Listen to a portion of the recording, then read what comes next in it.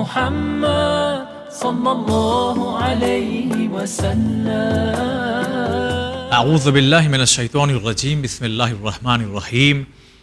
تمام تعریفیں اس پروردگار عالم کے لیے ہیں جو عالمین کا پالنے والا ہے۔ درود و سلام ہو محمد و آل محمد علیہم الصلاۃ والسلام پر۔ ناظرین کرام السلام علیکم ورحمۃ اللہ، آپ سبھی کا استقبال کرتے ہیں اس خاص پروگرام میں کہ جس میں ہم گفتگو کر رہے ہیں آخری نبی حضرت محمد مصطفیٰ صلی اللہ علیہ وآلہ وسلم کی ان سیرتوں کے سلسلے سے کہ جس کے بارے میں کبھی ہم سنتے ہیں یا نہیں سنتے، یا کبھی سنتے ہیں تو غور کیوں نہیں کرتے، عمل کیوں نہیں کرتے۔ خاص یہی ہماری کوشش ہے کہ حضور کی ان سیرتوں کو پیش کیا جائے کہ آج سماج میں جس کی سخت ضرورت ہے۔ کبھی کبھی یہ باتیں اٹھتی ہے کہ مسلمان جانوروں کا بہت زیادہ احترام نہیں کرتے، تو کیا یہ بات صحیح ہے یا نہیں صحیح ہے، کیا حقیقت ہے؟ آئیے ذرا دیکھتے ہیں کہ پیغمبر اور ان کے جانشین کی کیا سیرت رہی ہے، اور وہی سیرت کو دیکھتے ہوئے مسلمان بھی یقیناً عمل کرتے ہیں۔ ملاقات کرواتے ہیں حجت الاسلام والمسلمین علی جناب مولانا ذکی حسن صاحب قبلہ سے۔ آقا السلام علیکم ورحمۃ اللہ۔ وعلیکم السلام ورحمۃ اللہ وبرکاتہ۔ جو زمانہ تھا اس زمانے میں زیادہ تر لوگ جانور کو پالا کرتے تھے، تو کیا سیرت خود رہی ہے پیغمبر اکرم صلی اللہ علیہ وآلہ وسلم کی جانوروں کے ساتھ میں؟ بسم اللہ الرحمن الرحیم۔ آپ واقف ہیں کہ حضور اکرم کی حیات طیبہ کا ایک ایک گوشہ قرآن مجید کی اس آیے شریفہ کے مطابق رہا کہ جس میں اللہ نے فرمائے کہ وما ارسلناک الا رحمتا للعالمین، تمام عالمین کے لیے آپ کو رحمت بنا کر بھیجا۔ اور اس عالمین میں وہ جانور بھی تھے کہ جن کے ساتھ آپ نے ایسا سلوک اور ایسی روش اختیار کی کہ جو واقعاً ساری دنیا کے لیے بے مثال ہے۔ آپ کی حیات طیبہ کا ایک میں چھوٹا سا جملہ جو آپ کی سیرت میں پایا گیا، وہ میں عرض کروں کہ آپ نے اپنی زندگی میں کبھی بھی کسی بھی جانور کو مارا نہیں ہے۔ کسی بھی موقع پر کسی ایک بھی جانور کو آپ نے نہ ہاتھ سے مارا، نہ تازیانے سے مارا، نہ چھڑی سے مارا، نہ اپنی کسی رسی سے اس کو زحمت دی۔ آپ نے اپنی زندگی میں کسی جانور کو زحمت نہیں دی۔ نہیں، یہ کیسے پاسبل ہو سکتا ہے؟ کبھی کبھی یعنی ہم لوگوں نے بھی اپنا بچپنے میں یاد ہے کہ کبھی بکری ہے یا گائے ہے یا بھینس ہے، کھیت میں جا رہی زبردستی کھینچ رہے ہیں تو اس کو ذرا سا ایک چھڑی مارنا ہی ہوتا تھا۔ جی یہ صورتحال انسان کی تب پیدا ہوتی ہے کہ جب انسان نے اس کی ضرورتوں کو پورا نہ کیا ہو۔ جب مثال کے طور پر اگر آپ کسی جانور کی بھوک کو دور نہیں کر رہے ہیں، وہ جانور بھوکا ہے، تو اب آپ اس کو روکنے کی کوشش کریں گے، اور پھر جب نہیں رکے گا تو آپ کو اپنی طاقت کا مظاہرہ کرنا پڑے گا۔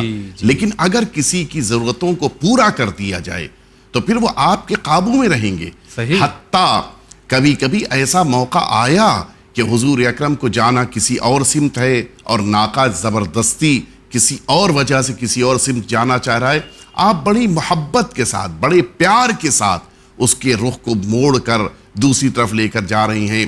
حتیٰ کبھی کبھی آپ کو ستانے کے لیے، روایت میں ہے، آپ کو ستانے کے لیے بعض آپ کے دشمنوں نے آپ کے ناقے کو پیچھے سے ستایا، اس کے باوجود کہ وہ آپ کو ذرا تیز لے کے آگے بڑھا، پھر بھی آپ کو کوئی غصہ نہیں ہے۔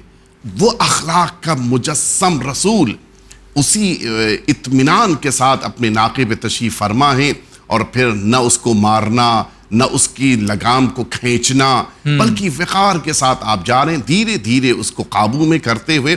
ظاہر ہے کہ وہ قابو میں تو ہے، لیکن اس کو دھیرے دھیرے اپنے راستے کی طرف ڈائیورٹ کرتے ہوئے آپ آگے بڑھ رہے ہیں۔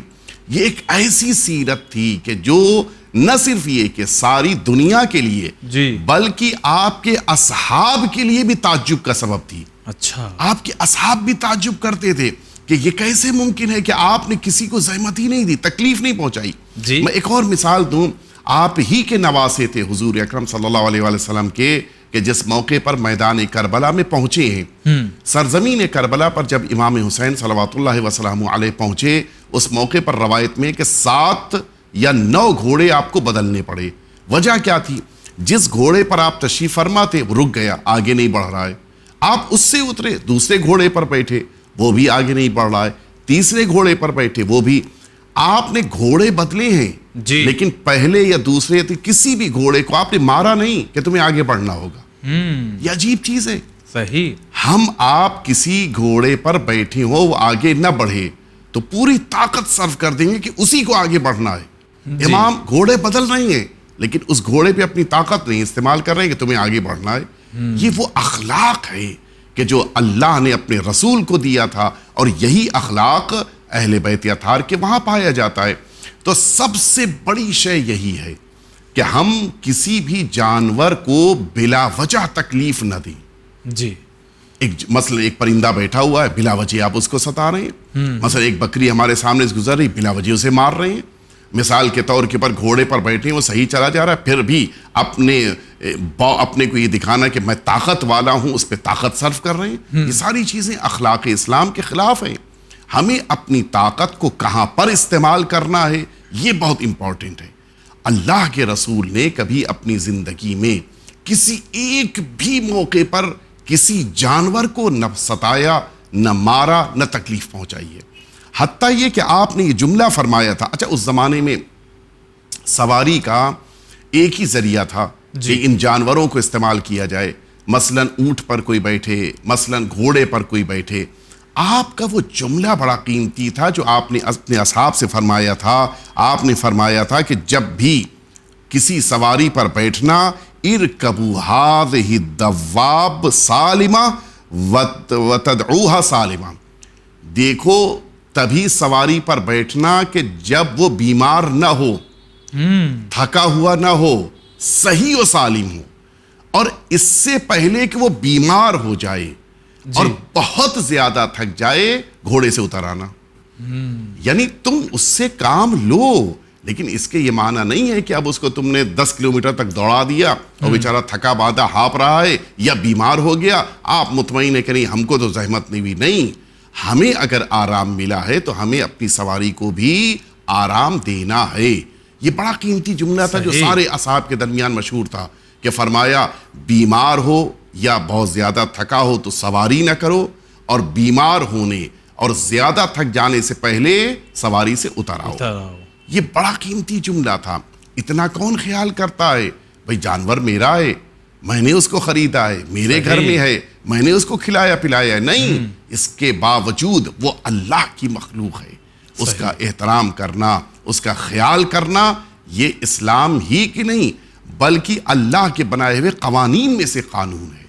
چلیے آقا، بہت شکریہ ادا کرتے ہیں. آتے ہیں اپنے پہلے سوال کے جواب پہ جو آپ بتا رہے تھے کہ اس طرح سے جانوروں کا یعنی یوں کہا جائے کہ احترام بھی کرتے تھے اور بڑی محبت سے ان سے پیش آتے تھے. کوئی واقعہ اگر آپ کے ذہن میں ہو تو بیان فرمائیں. حضور اکرم صلی اللہ علیہ وآلہ وسلم کی حیات طیبہ میں کچھ ایسے نمایاں کام ہیں کہ جو واقعاً ہم سب کے لیے درس ہیں. آپ نے اپنی ابتدائی زندگی کا آغاز کیا تھا اس صحرا میں جانوروں کو لے جا کر چرانے کے ذریعے سے. اچھا.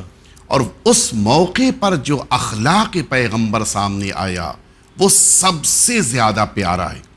کس طرح سے آپ کا جنگلوں میں ان جانوروں کو لے کے جانا، ان جانوروں کے لیے غذا کا اہتمام کرنا، کس منظم طریقے سے ان جانوروں کو، یہ چونکہ یہ بکریاں تھیں، بھیڑیں تھیں، انہیں ساتھ میں لے کر صحرا میں جانا، ان کو صحرا کے وحشی جانوروں سے بچانا، اور پھر سلامتی کے ساتھ واپس پھر مکہ معظمہ، چونکہ ابتدائی زندگی کی بات کر رہا ہوں، واپس لے کے آنا. یہ سب وہ درس ہے کہ جو خود انسانیت کا پیغام دیتا ہے. مثال کے طور پہ صحرا آپ جانتے ہیں کہ وہ سب کا مشترکہ حصہ ہوتا ہے، وہ اللہ کی ملکیت ہے، اس پر جو جانور بھی چاہے جا کر چر سکتا ہے، اپنی غذا حاصل کر سکتا ہے. لیکن صحراؤں میں بھی اس زمانے میں ایسا ہوتا تھا کہ یہ حصہ اس قبیلے کے لیے، وہ حصہ اس قبیلے کے لیے، وہ حصہ اس گاؤں والوں کے لیے. اتنا خیال فرماتے تھے کہ کہیں یہ بکریاں اور یہ بھیڑیں علاقے سے نکل کر دوسرے کے علاقے کے مثلا گھاس کو نہ کھا کے چلی آئیں، کہ ان کے جانوروں کو نقصان ہو. اتنا خیال کرنا کہ کہیں یہ بکریاں کسی اور علاقے میں نہ چلی جائیں, کہیں ایسا نہ ہو کہ دوسروں کی غذا کو حاصل کر لیں, کہیں ایسا نہ ہو کہ ان بکریوں اور بھیڑوں کے درمیان کوئی ایک ہو جو زیادہ لے اور ایک مثلا کمزور ہے جو اپنی غذا نہ لے پائے. یہ ساری وہ چیزیں تھیں جن کا خاص اہتمام فرماتے تھے. ان کے درمیان جو حضور اکرم نے ایک نمونہ اپنے اخلاق کا پیش کیا, اور اسی طرح سے جس موقع کے اوپر آپ کے پاس گھوڑے تھے ان گھوڑوں کی غذاؤں کا خاص اہتمام فرماتے تھے. جس موقع کے اوپر آپ ناقے پر بیٹھے ہوں, اونٹ پر بیٹھے ہوں, ان کے لیے خاص انتظام فرماتے تھے. حتیٰ آپ کے احکام میں یہ بات شامل تھی. آپ نے 2 چیزوں کا حکم دیا تھا کہ دیکھو تم کبھی بھی کسی بھی وقت صحرا میں سفر کر رہے ہو, پانی مل جائے تو صحرا میں پیاسا دونوں پیاسے ہیں.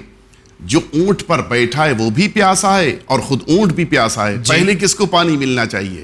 بھائی وہ انسان تو مقدم ہے, اس لیے کہ وہ تو بہرحال مالک ہے. فرمایا نہیں, اگر صحرا میں کہیں پانی ملے تو پہلے سواری کو پلانا پھر خود پانی پینا. یہ رسول اللہ کا حکم اصحاب کے درمیان بڑے محکم طریقے سے پایا جاتا تھا. غذا کہیں پہ بھی انتظام ہو.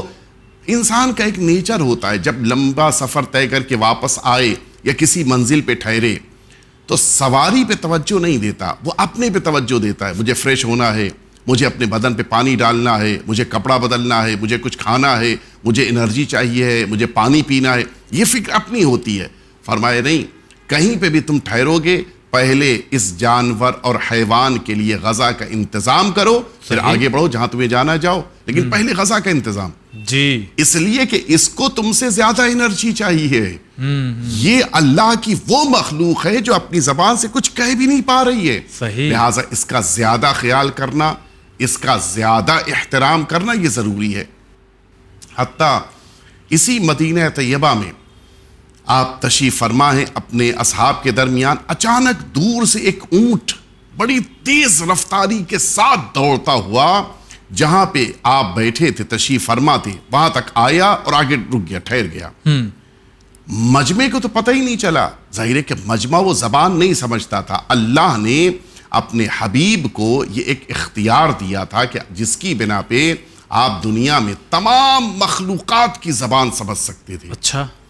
اس اونٹ نے کچھ آپ سے کہا, آپ اپنی جگہ سے اٹھے اور اتنی ہی دیر میں اس اونٹ کا مالک بھی آ گیا, اور پھر آپ نے اس سے گفتگو شروع کر دی. یہ اونٹ کتنے کا ہے؟ کہا نہیں میں تو نہیں بیچوں گا. کہا نہیں تم اس کو بیچ دو, اس لیے کہ تم اس کو ذبح کرنا چاہتے ہو. کہا آپ کو کیسے پتا؟ کہا اس لیے کہ اس اونٹ نے مجھے بتایا ہے. کہا اچھا, یہ اس اونٹ نے آپ کو بتایا تو اس اونٹ سے یہ بھی پوچھیے کہ کتنے دن اس نے خدمت کی ہے. حضور اکرم نے بتا دیا کہ اس نے یہ بتایا کہ تم نے اتنے دن خدمت کی ہے. کہا واقعی اتنے دن میں نے خدمت کی ہے. اب اس کو یقین ہو گیا کہ واقعاً اس اونٹ سے رسول اللہ نے گفتگو فرمائی ہے. اصحاب بھی سمجھ گئے, سارا واقعہ سمجھ میں آ گیا کہ یہ مالک ہے جو اپنے اونٹ کو اب کام لے لینے کے بعد ذبح کرنا چاہتا ہے, اور یہ اونٹ زندگی چاہتا ہے. جی. اصحاب نے پوچھا کہ یہ اونٹ کیوں زندگی چاہتا ہے؟ اب یہاں پہ اخلاق پیغمبر دیکھیے, کیوں یہ اونٹ کیوں زندگی چاہتا ہے؟ حضور اکرم نے فرمایا کہ یہ اونٹ نہیں اونٹنی ہے, اس کے 2 چھوٹے بچے ہیں, اور یہ اپنے ان 2 چھوٹے بچوں کو غذا فراہم کرنے والی اونٹنی ہے. اگر اسے ذبح کر دیا جائے گا تو یہ بچے بھوکے اور پیاسے رہیں گے, اس لیے کہ ان کی ساری غذا ماں سے ہے. صحیح. اگر اس کو ذبح کر دیا گیا تو پھر بچے بھوکے پیاسے رہیں گے. لہٰذا یہ میرے پاس آئی, اس نے مجھ سے پناہ مانگی, لہٰذا میں اسے خرید کر اسے آزاد کرنا چاہتا ہوں. اس نے, اچھا وہ رسول اللہ کو پیغمبر نہیں مانتا تھا. اچھا, وہ آپ کے پروفٹ ہونے کا قائل نہیں تھا. وہ وہیں سامنے کھڑے ہو کر کہتا ہے کہ میں آپ کی محبت میں آپ کا فالوور بننے کو تیار ہوں. حضور اکرم کے نواسے امام حسن مجتبی آپ گزر رہے تھے, اور آپ نے یہ دیکھا کہ ایک باغ کا غلام سامنے دسترخوان پر روٹیاں رکھی ہیں, ایک روٹی کو توڑتا ہے, خود کھاتا ہے لقمہ, اور دوسرا لقمہ توڑنے کے بعد روٹی کا وہ سامنے بیٹھے ہوئے کتے کو کھلا رہا ہے. اچھا. امام اس کے پاس آئے, اور آنے کے بعد آپ نے اس سے پوچھا کہ تم نے اس کتے کو روٹی کھلائی خیریت؟ اس نے جواب دیا کہ مجھے شرم آئی کہ باغ کی حفاظت ہم دونوں کرتے ہیں لیکن جب غذا آئی ہے تو میں کھا لوں اسے نہ کھلاؤں، مجھے اس کے سامنے اکیلے کھاتے ہوئے غذا شرم محسوس ہوئی، لہٰذا میں نے اسے بھی کھلایا اور جتنا خود کھایا ہے اتنا ہی کھلایا۔ اتنا اچھا لگا اس انسانیت کے انداز کو جب دیکھا امام نے۔ پوچھا تم کس کے غلام ہو؟ بتایا میں فلاں کا غلام ہوں، یہ باغ جس کا ہے اسی کا میں غلام ہوں۔ آپ گئے اس کے پاس، کہا میں تمہارے اس غلام کو خریدنا چاہتا ہوں۔ پوچھا آپ کون؟ آپ نے بتایا، امام حسن نے بتایا کہ میں اللہ کے رسول کا نواسا ہوں۔ وہ آپ کی محبت میں ایسا گرفتار ہوا کہ اس نے کہا کہ میں اس غلام کو بھی آزاد کر رہا ہوں اور اس سے بڑا کام، میں آپ کی محبت میں یہ پورا باغ اس غلام کو دے رہا ہوں۔ اچھا، کیوں؟ صرف اس لیے کہ اس غلام کی بنا پہ آپ جیسی عظیم شخصیت میرے دروازے تک آ گئی۔ یہ بہت بڑی بات ہے، ایک غلام کے لیے کسی شخص کے دروازے پہ چلے جانا بہت بڑی بات ہے۔ جی۔ اور اسی طرح سے میں عرض کروں کہ اسلام میں، چونکہ میں یہ سیرت اس لیے عرض کر رہا ہوں کہ ہمارے سامنے ان سیرتوں کے نمونے ہونے چاہیے اور ہمیں پتہ ہونا چاہیے کہ کس طرح سے ہم اپنی زندگیوں کو گزاریں۔ یہ جو جانوروں سے متعلق اسلام کے احکام، اسلام کے قوانین ہیں، ان قوانین میں سے قانون یہ ہے کہ حتیٰ اگر انسان غصے میں آ جاتا ہے کبھی کبھی، مثال کے طور کے اوپر جا رہا تھا کہیں راستے میں کسی کتے نے بھونک دیا، غصہ آ گیا، تو اب یہ غصے میں انسان اپنا غصہ نکالتا ہے تو کبھی مارتا ہے، کبھی مار ڈالتا ہے، کبھی اس طرح سے حملہ آور ہوتا ہے کہ پھر اس کی جان تک لے لیتا ہے۔ یہ جو نوبت ہے اسلام منع کرتا ہے، نہیں، وہ جانور ہے، وہ بے زبان ہے، وہ اپنی فکر کے مطابق کر رہا ہے، لیکن تمہیں تو اللہ نے اشرف المخلوقات بنایا ہے، تمہارا اخلاق اس کے سامنے بہرحال جانوروں سے بہتر ہونا چاہیے۔ وہ تو جانور ہے، لہٰذا ہمیں اپنی عزت اور وقار کو برقرار رکھتے ہوئے ان جانوروں کی عزت کو، اور اسی لیے اسلام نے بات کہی کہ اگر کسی موقع مثلا ہوتا تھا میدان جنگ میں اس زمانے میں سامنے والا گھوڑے پہ بیٹھ کے آیا ہے، اب جب سامنے والے کو کسی بنا پہ قتل کر دیا گیا تو اس زمانے میں ایک دستور یہ بھی تھا کہ پھر اس کے جانور، اس کی سواری پہ بھی حملہ کیا جاتا تھا، اس کے پیر کاٹ دیے، اس کا کان کاٹ دیا، اس کے مثلاً دم کو کاٹ دیا، یا مثلاً اس کے بدن کو زخمی کر دیا۔ اسلام نے منع کیا، حضور اکرم نے منع فرمایا کہ کبھی بھی میدان جنگ میں تم اختیاری صورت میں کسی جانور پہ حملہ نہیں کرو گے، سوائے کہ مجبوری ہو، وہ تو ایک الگ بحث ہے، لیکن اختیاری صورت میں تم کسی جانور کا کان کاٹ دو، کسی جانور کی ناک کاٹ دو، اس کے پیر کو کاٹ دو، اس کی دم کاٹ دو، نہیں، مصلح کرنا اس کو اسلام میں کہتے ہیں۔ شدت سے حضور اکرم نے منع فرمایا کہ کسی بھی جانور سے تمہیں انتقام لینے کا اختیار نہیں ہے، وہ تو اپنے مالک کی بنا پہ وہاں پہ آیا ہے، لہٰذا اگر مجبوری نہیں ہے، یعنی اسی پر جنگ منحصر نہیں ہے، تو پھر تمہیں اختیار نہیں ہے کہ تم اس جانور کو اس طرح سے تکلیف پہنچاؤ، زحمت دو کہ جس کا وہ مستحق نہیں ہے۔ یہ وہ چیزیں ہیں کہ جن چیزوں کو اسلام نے بڑی اہمیت دی، اور اسی بنا پر اسلام کے امتیازات میں سے ایک امتیاز ہے کہ اسلام نے جانوروں کو تکلیف پہنچانے والے کے لیے بھی سزا معین کی ہے۔ اچھا، میں روایتوں میں عرض کروں کہ وہ افراد کے جو جانوروں کو بلا وجہ ستاتے ہیں، میدان محشر میں ان کو اللہ کے عذاب کا مقابلہ کرنا ہوگا، روایت بھی ہے۔ اچھا، میں ایک روایت جو بڑی اہم ہمارے وہاں سمجھی جاتی ہے کہ جب آپ نے ایک ناقے کو دیکھا، روایت میں کہ لما ابصر ناقتا معقولہ، ایک ناقے کو دیکھا کہ اس طرح سے اس کو باندھا گیا تھا کہ اس کے گلے میں نشان پڑ گئے تھے، اس کو پیروں میں اس طرح سے زنجیریں ڈالی گئی تھی کہ اس کے زنجیروں کے نشان پڑ گئے تھے۔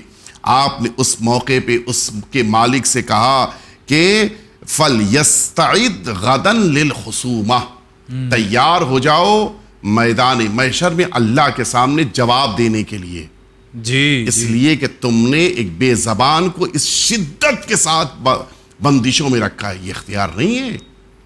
وہ تمہارا جانور ہے. اس کے معنی نہیں ہے کہ پھر تم وہ ایک ایسی چیز کہ جس کے پاس جان نہیں ہوتی اس کو جس طرح سے بھی مروڑ دیا جائے, یہ اختیار نہیں ہے. وہ اللہ کی مخلوق ہے, اس کے لیے تمہیں تیار. حتیٰ روایتوں میں ہے کہ ایک عورت نے ایک بلی کو حبس کر دیا تھا, بند کر دیا تھا, اس طرح سے کہ نہ اس کو پانی دے رہی ہے, نہ اس کو غذا دے رہی ہے, نہ اس کے لیے دودھ کا انتظام کر رہی ہے. آپ نے فرمایا کہ اس خاتون کے لیے اللہ کی طرف سے شدید عذاب ہے, اس لیے کہ اس نے ایک مخلوق پروردگار کو ستایا ہے.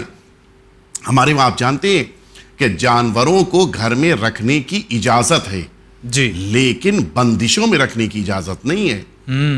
جس ماحول میں وہ جانور اپنے آشیانے میں رہتا تھا وہ ماحول فراہم کرتے ہوئے آپ اپنے پاس رکھ سکتے ہیں, لیکن آپ پابندیوں میں, بندشوں میں, اپنے صنف والوں سے دور رکھتے ہوئے انہیں رکھنے کی اجازت ہمیں اسلام نے نہیں دی.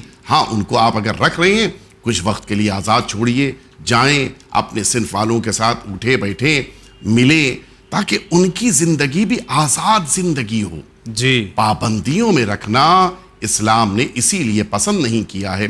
اس زمانے میں جانوروں کا جو استعمال ہوتا تھا وہ ایک استعمال یہ تھا کہ ان کے اوپر سامان ڈھویا جاتا تھا. جی, فرمایا کسی بھی جانور, یہ رسالت مآب صلی اللہ علیہ وسلم کی حدیث شریف میں ہے, کسی بھی جانور پر اس کی طاقت سے زیادہ بوجھ نہ ڈالا جائے. اتنا ہی بوجھ ڈالو کہ جتنی اس کے اندر طاقت ہے. صحیح. ہمارے وہاں تو کبھی کبھی ہوتا ہے کہ مثلاً جو جانور ہے اس کو مثلاً اس سے 10-20 کلو زیادہ ہی بوجھ ڈال دیا جائے. نہیں, فرمایا نہیں, جتنی اس کے اندر طاقت اور توانائی ہے اس سے ذرا کم ہی رکھو, اس سے آگے نہیں بڑھ جانا. صحیح. اور اس بات کا خاص خیال فرماتے تھے جب آپ سفر کے اوپر نکل رہے ہوتے تھے, سامانوں کو تقسیم کرتے تھے. مثلا اگر 3 اونٹ ہیں تو ایسا نہیں ہے کہ سارے سامان کو ایک اونٹ پہ لاد دیا گیا اور بقیہ 2 اونٹ خالی چلنے کا. نہیں, سامانوں کو تقسیم کرو, ان کے درمیان برابر سے بانٹا جائے, اور پھر یہ اونٹ یا جانور آرام سے چلے, تیز دوڑاؤ. حتیٰ روایتوں میں اس کے لیے منع فرمایا کہ بلا وجہ ان کو دوڑاؤ نہیں. ان کو بلا وجہ دوڑانے سے ان کی انرجی کے ساتھ ساتھ ان کے بدن کا پانی بھی کم ہوتا ہے, تھکتے بھی جلدی ہیں. کہا نہیں, ضرورت نہیں ہے, تمہیں اگر جلدی پہنچنا ہے تو جلدی نکلو. صحیح. یہ نہیں کہ دیر سے نکلو اور جلدی پہنچنے کے لیے جانور کو تکلیف دو. کہا نہیں, تم جلدی نکلو اور جلدی پہنچو, لیکن دیر سے نکل کے جانور کو دوڑاؤ, اس کو نہیں پسند فرمایا. حتیٰ آخری جملہ یہ بھی میں عرض کر دوں کہ جو اسلام کی پابندیوں میں سے ایک پابندی ہے, اسلام نے پسند نہیں کیا کہ جانوروں کو لڑایا جائے. یہ ایک بڑا عجیب قسم کا کھیل سمجھا جاتا تھا اس زمانے میں کہ جانوروں کو لڑا دیا جائے, مرغوں کو مرغوں سے لڑا دیا جائے, اونٹ کو اونٹ سے لڑا دیا جائے, بھیڑ کو بھیڑ سے, بھیڑ کو بھیڑ سے لڑا دیا جائے. اس کو نہیں پسند کیا اسلام نے. حتیٰ آپ کی خدمت میں عرض کریں کہ وہ جو امام حسین صلوات اللہ وسلام علیہ کا قاتل ہے یزید, اس کے جرم میں سے ایک جرم یہ تھا کہ وہ بندروں سے کھیلتا تھا, بندروں کو لڑاتا تھا آپس میں. یہ بندر کھیلتے تھے, یہ خوش ہوتا تھا. اسلام نے منع کیا.